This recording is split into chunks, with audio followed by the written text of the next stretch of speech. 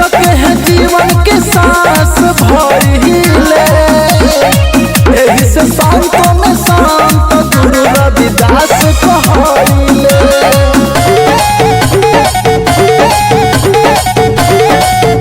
Music by Uday Yadav.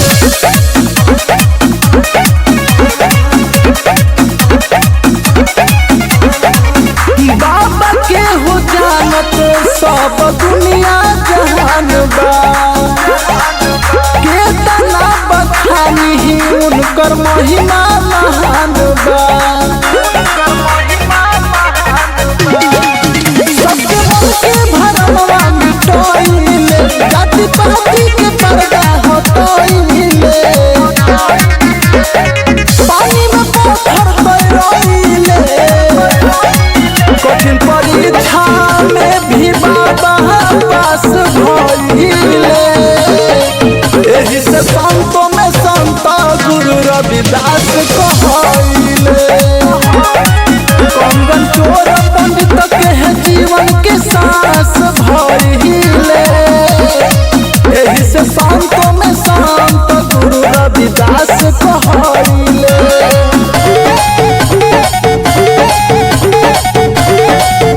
Music by उदय यादव।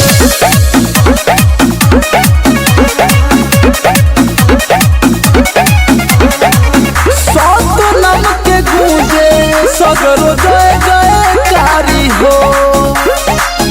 पूजले चरनिया तोहर नर नारी हो। तोहर अनमोल बाटे कहानिया हो। गान सूरे से झुमझुम भजनिया हो।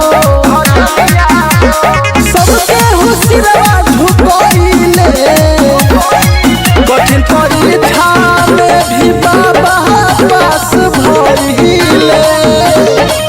एही से संतों में संत गुरु रविदास कहले। कंगन चोर